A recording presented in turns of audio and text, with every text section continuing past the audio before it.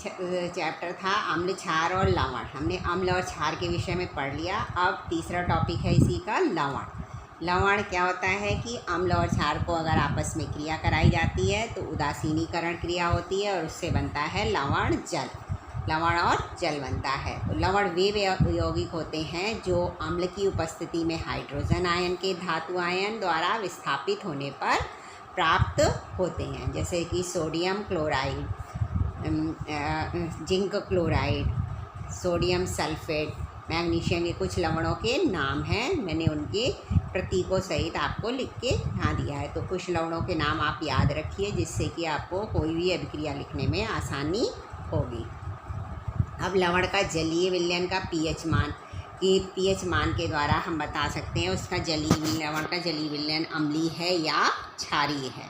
लवणों को जल में घोलने पर जलीकरण के उपरांत विलयन अम्लीय, क्षारीय अथवा उदासीन होता है। अगर हम प्रबल अम्ल और प्रबल क्षार के लवण जब जल में घोलते हैं तो विलयन कैसा होता है? उदासीन रहता है, यानी इसका पीएच मान कितना होगा? 7 होगा, क्योंकि इन लवणों का जलीकरण नहीं होता, यानी ये लवण जल में घुलकर टूटते नहीं हैं और इनका पीएच मान हमेशा उदासीन विलयन है, इसलिए इसका मान कितना होगा? 7 होगा। अब दूसरा है प्रबल अम्ल और दुर्बल क्षार के लवण का जलीय विलयन। जलीकरण के उपरांत अम्लीय रहता है और इसका पीएच मान 7 से कम होता है। अभी मैंने आपको पहले बताया था, जैसे कि HCl प्रबल अम्ल हो गया और दुर्बल क्षार हो गया अमोनियम हाइड्रोक्साइड। अगर इसका विलयन बनाया जाएगा तो कैसा होगा? अम्लीय विलयन प्राप्त होगा। तीसरा है दुर्बल अम्ल और प्रबल क्षार के लवण का जलीय विलयन। जलीकरण के उपरांत क्षारीय रहता है और इसका पीएच मान 7 से अधिक होता है। इसका उदाहरण है जैसे एसिटिक अम्ल जो है वो दुर्बल अम्ल हो गया और सोडियम हाइड्रोक्साइड प्रबल क्षार हो गया। इनकी आपस में क्रिया कराने पर जो विलयन प्राप्त होगा वो कैसा होगा? क्षारीय विलयन होगा और उसका पीएच मान 7 से अधिक होगा। तो ये लवण के जलीय विलयन का पीएच मान किस तरह हम ज्ञात कर सकते हैं या हम बता सकते हैं। अगर प्रबल अम्ल प्रबल क्षार दिया है तो उसका पीएच मान 7 होगा। प्रबल अम्ल और दुर्बल क्षार है तो उसका वो अम्लीय विलयन होगा और उसका पीएच मान 7 से कम होगा। दुर्बल अम्ल और प्रबल क्षार है तो वो कैसा विलयन होगा? क्षारीय होगा और उसका पीएच मान 7 से अधिक होगा। अब इन्हीं लवणों के कुछ लवण जो हैं हमें उनके रासायनिक भौतिक गुण, उपयोग और उनको किस तरह बनाया जाता है इसके विषय में पढ़ने हैं। हमें 6 लवण पढ़ने हैं। 6 लवण के ही प्रयोगशाला विधि, प्रयोगशाला में किस तरह बनाते हैं, उसका भौतिक गुण, उसका रासायनिक गुण और उसके उपयोग। इनमें से कोई एक लवण आपको परीक्षा में ज़रूर पूछा जाता है। तो आज मैं आपको सबसे पहले पहला लवण बता रही हूँ। पहला लवण है सोडियम क्लोराइड, जिसे कि हम सामान्य भाषा में क्या कहते हैं? साधारण नमक। साधारण नमक का अगर आपसे रासायनिक नाम पूछा जाए तो होता है सोडियम क्लोराइड और उसका सूत्र होता है NaCl। सोडियम Na हो गया और क्लोराइड Cl हो गया। इसको किस तरह बनाया जाता है? तो प्रयोगशाला में इस लवण को हाइड्रोक्लोरिक अम्ल और सोडियम हाइड्रोक्साइड के परस्पर उदासीनीकरण द्वारा बनाते हैं। हाइड्रोक्लोरिक अम्ल हो गया, सोडियम हाइड्रोक्साइड क्षार हो गया। अम्ल और क्षार की आपस में क्रिया होती है तो लवण और जल बनता है। तो यहाँ पे देखिए सोडियम हाइड्रोक्साइड और हाइड्रोजन क्लोराइड की क्रिया करी, सोडियम क्लोराइड बन गया और जल। सोडियम क्लोराइड क्या है? यहाँ पर साधारण नमक है। इसके गुण, भौतिक गुण हैं कि यह सफ़ेद रंग का ठोस लवण होता है, यह जल में घुलनशील और उदासीन होता है। आप पानी में नमक को घोल सकते हैं। यह जल समुद्री जल में प्रचुर मात्रा में पाया जाता है। समुद्र का जल खारा होता है, उसका हम वाष्पीकरण करके उसमें से नमक को अलग कर सकते हैं। तो इसका उत्पादन एक तरह से वहाँ पर भी किया जाता है और एक प्रयोगशाला में इस तरह बनाया जाता है। अब इसके उपयोग हैं कि इसे हम भोजन में प्रयोग करते हैं। इसकी सहायता से हम कास्टिक सोडा, धावन सोडा, बेकिंग सोडा ये का औद्योगिक निर्माण किया जाता है और इसका उपयोग साबुन के निर्माण में भी किया जाता है। तो ये इसके उपयोग हो गए। अब दूसरा लवण है यहाँ पर सोडियम हाइड्रोक्साइड, जिसका साधारण नाम है कास्टिक सोडा। सूत्र इसका होता है NaOH। बनाने की विधि है कि प्रयोगशाला में इसे बनाया जाता है सोडियम क्लोराइड के जलीय विलयन के विद्युत अपघटन द्वारा बनाया जाता है। इसे जैसे सोडियम क्लोराइड की जल के साथ क्रिया कराई बन गया सोडियम हाइड्रोक्साइड, क्लोरीन गैस और हाइड्रोजन गैस निकलती है।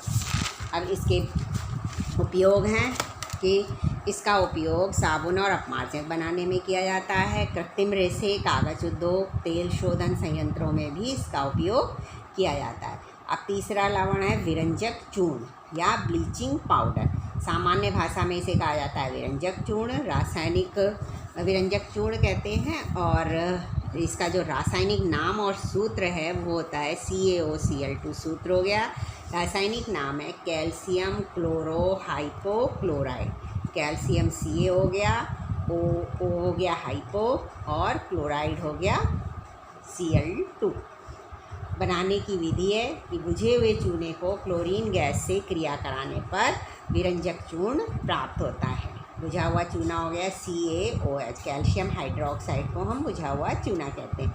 इसकी क्लोरीन के साथ क्रिया कराई बन गया है कैल्शियम हाइपोक्लोराइड यानी ब्लीचिंग पाउडर या विरंजक चूर्ण बन गया CaOCl2 प्लस जल बन गया। इसका भौतिक गुण है कि यह हल्के पीले रंग का चूर्ण होता है, यह जल में अल्प विलेय होता है और इसका जलीय विलयन दूधिया होता है यानी दूध के जैसा दिखाई देता है अगर इसको जल में घोला जाए। और इसमें से क्लोरीन की गंध आती है तो इसके द्वारा भी हम इसको पहचान सकते हैं। अब इसके रासायनिक गुण हैं। पहला गुण हो गया कि अगर इसे गर्म किया जाए तो क्या क्रिया होती है, गर्म जल से अगर इसकी क्रिया कराई जाए तो क्या कौन सी रासायनिक अभिक्रिया होगी और क्या बनेगा। देखिए, गर्म जल से क्रिया करने पर क्लोरीन गैस मुक्त होती है। CaOCl2 जल के साथ क्रिया करें, ये ऊष्मा का निशान हो गया कि इसको गर्म किया गया, बन गया कैल्शियम हाइड्रोक्साइड और क्लोरीन गैस निकल आई। दूसरा है ऊष्मा का प्रभाव, यानी गर्म करने पर यह अपघटित होकर ऑक्सीजन तथा कैल्शियम क्लोराइड देता है। CaOCl2 गर्म किया गया, बन गया calcium chloride CaCl2 plus oxygen gas. Carbon dioxide और तनु अम्लों से क्रिया करके ये बनाता है कैल्शियम कार्बोनेट और क्लोरीन गैस। ये कार्बन डाइऑक्साइड से हुआ कैल्शियम कार्बोनेट और क्लोरीन गैस। अम्ल के साथ क्रिया कराने पर H2SO4 अम्ल है, अम्ल के साथ बना कैल्शियम सल्फेट प्लस जल प्लस क्लोरीन गैस। अब है चौथी अभिक्रिया है विरंजक अभिक्रिया। ये अभिक्रिया अक्सर पूछी जाती है कि ब्लीचिंग पाउडर की विरंजक अभिक्रिया देखिए किस तरह ये विरंजक कार्य करता है। विरंजन का मतलब होता है किसी भी अभिक्रिया में यहाँ पर जो विरंजन क्रिया होती है वो इसके ऑक्सीकारक गुण के कारण होती है और ये रंगीन वस्तुओं को रंगहीन कर देता है। तो ठंडे और तन सल्फ्यूरिक अम्ल या हाइड्रोक्लोरिक अम्ल की अल्प मात्रा से विरंजक चूर्ण की क्रिया द्वारा हाइपोक्लोरस अम्ल का निर्माण होता है जो अपघटित होकर नवजात ऑक्सीजन इसलिए इसको कहा जाता है। अगर हम ऑक्सीजन जब भी लिखते हैं तो O2 लिखा जाता है, लेकिन यहाँ पर देखिए मैंने सिंबल में आपको O लिखा हुआ है तो इसके मतलब O अगर लिखा हुआ है और इस तरह एक ब्रैकेट के अंदर लिखा हुआ है तो इसके मतलब वो क्या दिखा रहा है, नवजात ऑक्सीजन दिखा रहा है। यही नवजात ऑक्सीजन रंगीन पदार्थों को रंगहीन करने में प्रयुक्त होती है। इसका रासायनिक समीकरण है, देखिए किस तरह ये अभिक्रिया संपन्न होती है। कैल्शियम ब्लीचिंग पाउडर की क्रिया सल्फ्यूरिक अम्ल से क्रिया कराई, बन गया कैल्शियम क्लोराइड, कैल्शियम सल्फेट और HOCl हाइपोक्लोरस अम्ल बना। और इस हाइपोक्लोरस अम्ल का फिर से विघटन होता है, बन जाता है HCl और यहाँ पर ऑक्सीजन निकल जाती है जिसे कहते हैं नवजात ऑक्सीजन। यही नवजात ऑक्सीजन रंगीन पदार्थों से जब क्रिया करती है तो उसे क्या कर देती है, रंगहीन पदार्थ कर देती है। तो विरंजक की क्रिया में कि किसी रंगीन पदार्थ को रंगहीन कर देने की क्रिया क्या कहलाती है, विरंजन क्रिया कहलाती है। और ये क्रिया किस तरह संपन्न होती है तो इसके बारे में मैंने देखिए पूरा लिख कर आपको बताया, तो इसे ज़रूर अच्छे से तैयार करिएगा।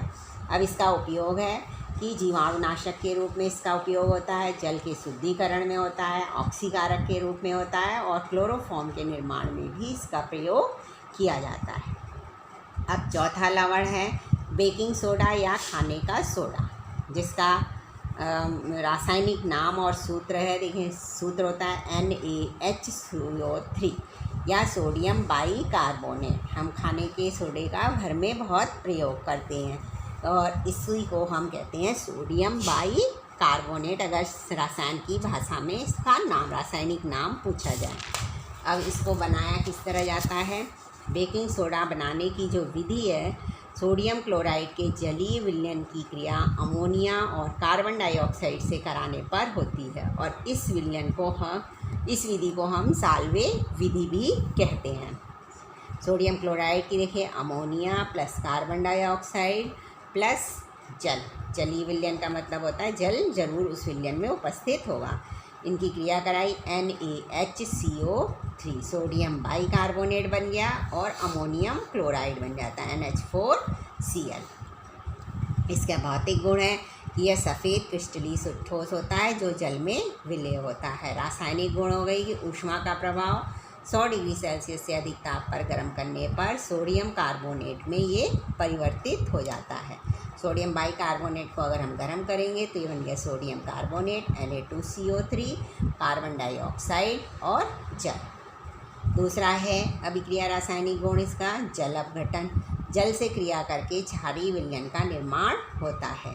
H2O के साथ जब इसकी क्रिया कराई, ये क्रमणीय अभिक्रिया होती है तो बन गया क्षार सोडियम हाइड्रोक्साइड और H2CO3 बनता है। अम्लों से क्रिया कराने पर लवण और कार्बन डाइऑक्साइड का निर्माण करता है। सोडियम बाइकार्बोनेट की अम्ल सल्फ्यूरिक अम्ल से क्रिया कराई गई तो आपका बन गया सोडियम सल्फेट लवण, जल और कार्बन डाइऑक्साइड गैस इसमें से निकली। धातु लवणों से क्रिया, धातु लवणों से क्रिया करके धातु कार्बोनेट बनाती है। धातु लवण यहाँ हो गया जिंक सल्फेट, जिंक धातु के साथ इसका लवण बन गया जिंक सल्फेट की क्रिया सोडियम बाइकार्बोनेट से कराने पर बनता है जिंक कार्बोनेट। धातु कार्बोनेट मैंने बताया नहीं, तो यहाँ जिंक धातु हो गई, इसके साथ कार्बोनेट बन गया तो इसे कहेंगे हम जिंक कार्बोनेट या धातु कार्बोनेट है। और सोडियम सल्फेट बन गया, जल और कार्बन डाइऑक्साइड गैस निकलती है।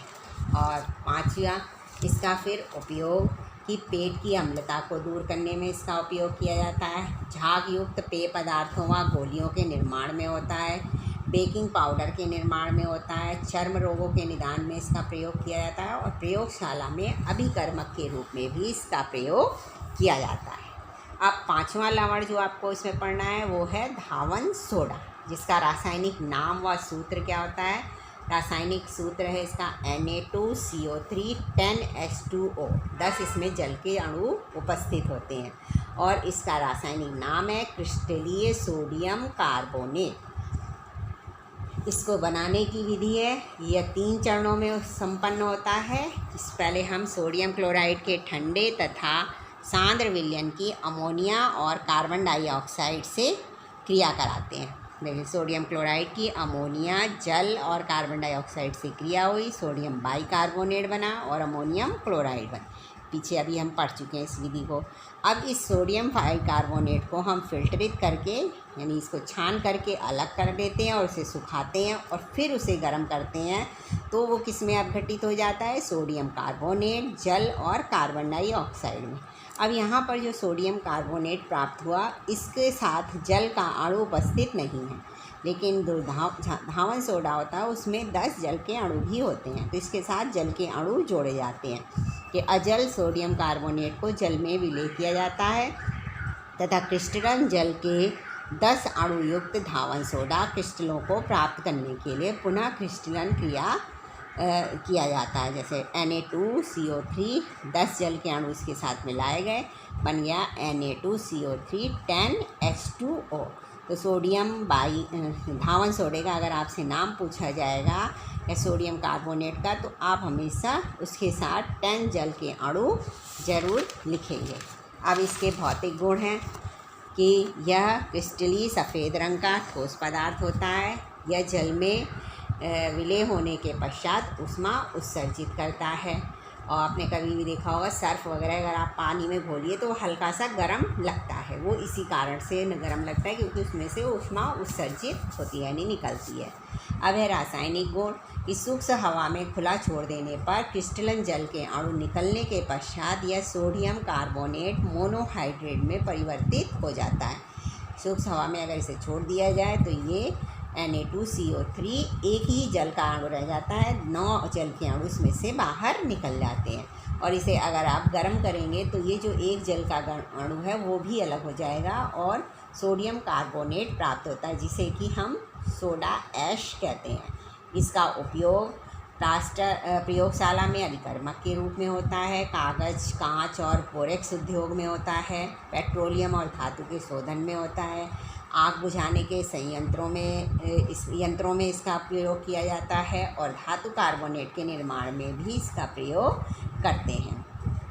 अब अगला यौगिक लवण है प्लास्टर ऑफ पेरिस। इसका रासायनिक नाम होता है कैल्शियम सल्फेट हेमेटाइट और इसका सूत्र होता है CaSO4, कैल्शियम सल्फेट हो गया, हेमेटाइट हाइड्रेट का मतलब होता है हाफ जल का अणु इसके साथ जुड़ा हुआ होता है और इसको बनाया जाता है कैल्शियम सल्फेट डाईहाइड्रेट को 120 डिग्री सेल्सियस पर गर्म किया जाता है और तो निर्जलीकरण के द्वारा प्लास्टर ऑफ पेरिस का निर्माण होता है। ठीक है, कैल्शियम सल्फेट डाईहाइड्रेट था, तो यानी 2 इसमें जल के अणु जुड़े हुए हैं और 120 डिग्री सेल्सियस पर इसे गर्म करते हैं तो बन गया कैल्शियम सल्फेट और हाफ जल का अणु इसके साथ रह जाता है, 2/3 जल के अणु बाहर निकल जाते हैं। इसका गुण है कि यह सफ़ेद रंग का चूर्ण होता है जो जल में अविलेय होता है। रासायनिक गुण है कि ऊष्मा का प्रभाव 100 डिग्री सेल्सियस पर गर्म करने पर निर्जलीय प्लास्टर ऑफ पेरिस प्राप्त होता है। CaSO4 हाफ H2O का अणु जो है गर्म करने पर इसमें से निकल जाता है। जल से क्रिया करके जिप्सम का निर्माण करता है जिसे कि प्लास्टर का जमना भी कहते हैं और यह क्रिया ऊष्माक्षेपी होती है, यानी ऊष्मा निकलती है। इसकी क्रिया 3/2 जल के अणुओं से कराने पर कैल्शियम CaSO4 2H2O बन जाता है। जी, ये क्या कहलाता है आपका जिप्सम। अब इसका उपयोग है कि इसका उपयोग हड्डियों को जोड़ने के लिए प्लास्टर चढ़ाने में किया जाता है। जो प्लास्टर चढ़ता है वो यही प्लास्टर ऑफ पेरिस होता है और इसका उपयोग सजावटी सामान, मूर्तियाँ और खिलौने के निर्माण में होता है। इसका उपयोग दंत चिकित्सक दांत को फिलिंग को भरने में, यानी दांतों के बीच में अगर गैप हो जाता है तो उसको भी भरने में इसका उपयोग किया जाता है और दीवारों को चिकना बनाने में भी इसका उपयोग होता है। अग्निरोधक पदार्थ के रूप में भी इसका उपयोग किया जाता है। तो ये हो गया लवण और उसके विभिन्न प्रकार और उनके बनाने की विधि, रासायनिक गुण और उनका उपयोग। इनमें से कोई भी लवण आपके एग्ज़ाम में आता है तो इनको आप अच्छे से लर्न करेंगे और इनकी प्रैक्टिस जितना करेंगे उतना ही ज़्यादा आपको आएगा।